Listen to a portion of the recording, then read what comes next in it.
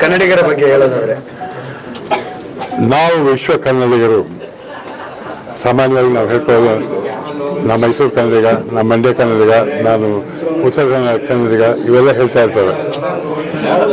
ಇಲ್ಲಿಂದ ಹೋದವರು ಆ ಎಲ್ಲ ಭಾಗದಿಂದ ಬಂದಿದ್ದಾರೆ. ಅಲ್ಲಿಗೆ ಹೋದ್ಮೇಲೆ ಅವ್ರಿಗೆ ಏನು ಅನಿಸಿದೆ, ನಾವು ನಮ್ಮ ಊರು ನಮ್ಮ ಇದನ್ನ ಅಷ್ಟೇ ಸಾಲದು, ಪ್ರಪಂಚದಾದ್ಯಂತ ಇರಬೇಕು ಅನ್ನೋದನ್ನ ವಿಶ್ವ ಕನ್ನಡಿಗರು ಅಂತ ಹೇಳ್ಕೋಬೇಕು ಅಂತ ನಾವು ವಿಶ್ವ ಕನ್ನಡಿಗರು ಅಂದ್ಬಿಟ್ಟು ನಾವು ಕೆಲಸ ಮಾಡ್ತಾ ಇದ್ದಾರೆ. ಅಯ್ಯ, ನನ್ನ ಮಾತಾಡಿ ಬ್ಯಾಕ್ಗ್ರೌಂಡ್ ಅದು ಮಾತಾಡಿ, ಯಾಕಂದ್ರೆ ಅಲ್ಲಿ ಹೇಳಿದ್ದೆ ಇಲ್ಲೂ ಹೇಳ್ತೀನಿ. ಅಕಸ್ಮಾತ್ ಮಿಸ್ ಆದರೆ ಅದನ್ನ ತಿಲ್ಲಿ ಹಾಕೊಂಬಿಡಿ. ತುಂಬ ಚೆನ್ನಾಗಿ ಮಾಡ್ತಾರೆ. ಮೂರು ದಿವಸ ಬೇಕಾದಷ್ಟು ಪ್ರೋಗ್ರಾಮ್ ಇರ್ತದೆ. ಬರೀ ಹಾಡು ಹಸೆ ಅಷ್ಟೇ ಅಲ್ಲ, ಒಂದು ರೀತಿಯಲ್ಲಿ ಹೇಳಬೇಕಾದ್ರೆ ಮನೋವಿಕಾಸದದು. ನಮ್ಮ ಕನ್ನಡ ಎಷ್ಟು ನಮ್ಮ ಹೃದಯದಲ್ಲಿ ಇಳಿಬೋದು ಅನ್ನೋದನ್ನು ತೋರಿಸ್ಕೊಳ್ಳೋದು ಆ 3 ದಿವಸ ನಡೆಯೋ ಒಂದು ಸಮ್ಮೇಳನದಲ್ಲಿ. ನನಗೂ ಸಂತೋಷ ಆಗುತ್ತೆ.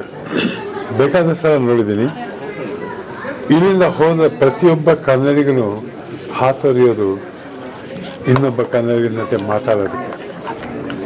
ಅಲ್ಲಿಯವರೇ ಅವರವರೇ ಒಂದು ಸಣ್ಣ ಕಾರ್ಯಕ್ರಮಗಳು ಮಾಡಿಕೊಂಡು ಕನ್ನಡದವರು ಅಂತ ಸೇರಿ 10 ಮನೆ 20 ಮನೆ 30 ಮನೆ 100 ಮನೆ ಅಂತ ಸೇರಿಕೊಂಡು ಅಲ್ಲಿ ಕನ್ನಡ ಮಾತಾಡ್ತಾರೆ. ಹಾಡು ಹಸೆ ಎಲ್ಲ ಇರುತ್ತೆ, ಸಾಹಿತ್ಯ ಇರುತ್ತೆ, ಪ್ರತಿಯೊಂದು ಮಾಡ್ತಾ ಅಲ್ಲಿ ನಮ್ಮ ಕನ್ನಡದಲ್ಲಿ ನಾವು ಮಾತಾಡಬೇಕು ಅಂತ. ಯಾಕಂದ್ರೆ ಹೊರಗಡೆ ಹೋದರೆ ಮಾತಾಡೋಕ್ಕಾಗಲ್ಲ. ನಾವು ಇಲ್ಲೇ ಮಾತಾಡೋ ಕೆಲಸ ಮಾಡ್ತೀವ, ನಾವು ಎಲ್ಲರೂ ಮಾತಾಡೋದೇ.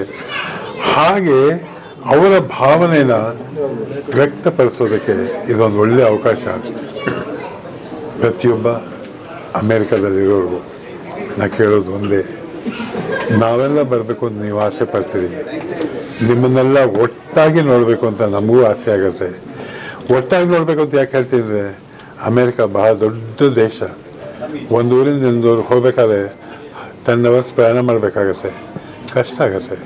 ಆದರೆ ಬಂದಾಗ ಪ್ರತಿಯೊಬ್ಬರೂ ನೋಡಬೇಕು ಅನಿಸುತ್ತೆ. ಅದರ ಒಂದು ಪ್ರತಿಶತ 10% 20% ಆದರೂ ನೀವೆಲ್ಲ ಅಲ್ಲಿ ಬಂದರೆ ನಿಮ್ಮನ್ನು ನೋಡಿ ನಾವು ಸಂತೋಷ ಪಡ್ತೀವಿ. ಯಾಕಂದರೆ ನಮ್ಮನ್ನು ನೋಡ್ತಾ ನಮ್ಮನ್ನು ಬೆಳೆಸ್ತಾ ಇದ್ರು ನೀವು ಕನ್ನಡಿಗರು. ನಿಮ್ಮನ್ನು ನೋಡಬೇಕು ಅಂತ ಆಸೆ. ದಯವಿಟ್ಟು ಬನ್ನಿ, ಆರಾಮಾಗಿ ಸಂತೋಷವಾಗಿ 24/72 ಗಂಟೆನೂ ನಿಮ್ಮ ಜೊತೆ ಮಾತಾಡ್ಕೊಂಡು ಸಂತೋಷವಾಗಿ ಆನಂದ ಕೂತ್ಕೋತೀವಿ. ಬನ್ನಿ. ಅದು ಎದ್ದಾದ ಸಂತೋಷದದು. ಯಾಕಂದರೆ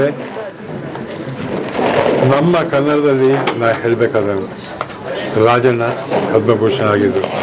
ಆಮೇಲೆ ಯಾರೂ ಇಲ್ಲ, ಕಲಾವಿದರು ಬೇರೆ ಪಾಪ ಕನ್ನಡದಲ್ಲಿ ಯಾರೂ ಇಲ್ಲ ಅಂದ್ಬಿಟ್ಟು ಆಮೇಲೆ ನಮಗೆ ಇದಾದ ಕಲಾವಿದರಲ್ಲಿ ಅನಂತ್ ನಾಗ್ ಬಂದಿದೆ. ಭಾಳ ಸಂತೋಷ ಆಗಿದೆ. ಭಾಳ ಮೋಸ್ಟ್ ಡಿಸರ್ವಿಂಗ್ ಅವ್ರು ಬರಲೇಬೇಕಾಗಿತ್ತು, ಬಂದಿದೆ. ತುಂಬ ಸಂತೋಷ ಆಗಿದೆ. ಎಂಥ ಒಂದು ರಾಷ್ಟ್ರ ಪ್ರಶಸ್ತಿ ಅನಂತಕ್ಕೆ ಬಂದಿದೆ. ಮೇಲಿರೋ ಶಂಕರ ಇವತ್ತು ಆನಂದ ಪಡ್ತಾ ಇರ್ತಾನೆ, ಅವನ ಆತ್ಮ ಸಂತೋಷ ಪಡುತ್ತೆ. ತಮ್ಮನಿಗೆ ಖುಷಿ ಸಿಗಿದೆ ಅಂತ ಅಣ್ಣ ಅವರು ಖುಷಿಯಾಗಿರ್ತಾರೆ. ಅನಂತ್ 100 ವರ್ಷ ನೀವು ಬಾಳಬೇಕು, ಬಾಳಿ. ಇದರ ಜೊತೆಗೆ ಸರ್, ತಮಿಳು ಬಹುಭಾಷಾ ನಟರಾದಂಥ ಕಮಲ್ ಹಾಸನ್ ಅವರು ಕನ್ನಡ ತಮಿಳಿನಿಂದ ಹುಟ್ಟಿದೆ ಅನ್ನುವಂಥ ಒಂದು ವಿವಾದಾತ್ಮಕ ಒಂದು ಹೇಳಿಕೆ ಕೊಡಿ. ಕನ್ನಡದ ಬಗ್ಗೆ ಹೇಳಿರುವಂಥ ಮಾತುಗಳಿಗೆ ನೀವೇನು ಹೇಳ್ತೀರಿ? ಕನ್ನಡ ಎಲ್ಲಿಂದಲೂ ಹುಟ್ಟಬೇಕಾಗಿರಲಿಲ್ಲ, ಅದು ತಾನೇ ಹುಟ್ಟಿದೆ. ಬೇಕಾದಷ್ಟು ಭಾಷೆಗಳನ್ನ ಬೆಳೆಸ್ತಾ ಇದೆ. ಆ ಬೆಳೆಸಿದ ಭಾಷೆ ಕನ್ನಡ ಹೇಗೆ ಹುಟ್ಟಿತು, ಏನು ಹುಟ್ಟಿತು ಕನ್ನಡಿಗರಿಗೆ ಗೊತ್ತಿದೆ. ನಾವು ಬೇರೆಯವರಿಂದ ತಿಳ್ಕೊಬೇಕಾಗಿದೆ. ಭಾಷೆಗಳ ನಡುವೆ ಭಾವೈಕ್ಯತೆ ಬೆಳಿಬೇಕಾದಂಥ ನಟರು ಈ ರೀತಿಯಾದಂಥ ವೈಮನಸ್ಸನ್ನ ವಿಷ ಬೀಜ ಬಿತ್ತುವಂಥದ್ದು ಎಷ್ಟು ಕೆಲವು ಸಲ ಆಗ್ತದೆ. ಏನೋ ಭಾವನಾತ್ಮಕ ಮಾತಾಡಕ್ಕೆ ಹೋಗಿ ನಾವೇ ಗ್ರೇಟ್ ಅಂದ್ಕೊಂಡು ಮಾತಾಡ್ತಾರೆ.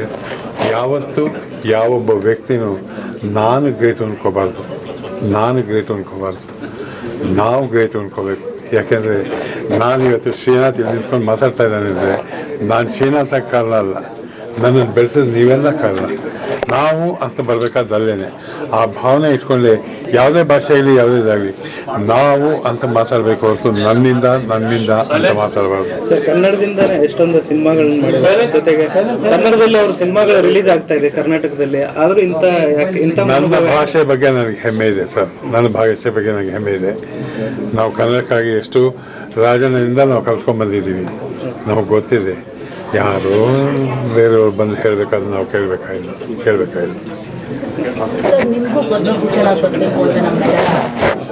ಅಮ್ಮ, ನಿಮ್ಮ ಆಸೆ ಆದರೆ ನಿಮ್ಮ ಆಸೆಗೆ ನಾವು ಹೋಗ್ಬೇಕಾಗಲ್ಲ.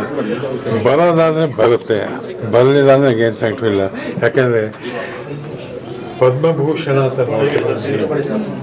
ನನಗೆ ಟೈಟಲ್ ಬರಲಿ ಬಿಡಲಿ, ಪದ್ಮಭೂಷಣ ಭಾರತರತ್ನ ಏನೋ ನನಗೆ ಕೊಟ್ಟಿದ್ದೀರ ನೀವು, ನಮ್ಮ ಶ್ರೀನಾಥ್ ಅಂತ ಆ ಒಂದು ಪ್ರಶಸ್ತಿ ಸಿಕ್ಕಿದೆಯಲ್ಲ, ಅದು ಈ 50 ವರ್ಷ ಶುಭಮಂಗಳ ಆದಮೇಲೆ ಶ್ರೀನಾಥ್ ಪ್ರತಿಯೊಂದು ಪರಿಚಯ ಆಗಿದ್ದು.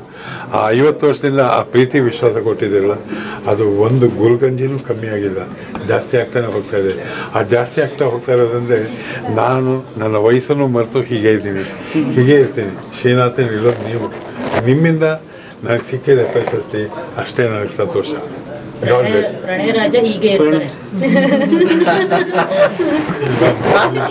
ಒಂದು ನಿಮಿಷ ಇಂಥ ಮಗುವನ್ನು ಕೂತ್ಕೊಂಡು ನನ್ನ ಪ್ರಣಯ ರಾಜ ಅನ್ಬೇಕಾದ್ರೆ ಆ ಟೈಟಲ್ ಕೊಟ್ಟವ್ರು ಯಾರಮ್ಮ? ಅವ್ರಿಗೆ ನಾನು ಧನ್ಯವಾದ ಹೇಳಬೇಕು. ಪ್ರತಿಯೊಬ್ಬ ಕನ್ನಡಿಗರ ಆಸೆ, ಪ್ರೀತಿ, ಪ್ರೇಮ.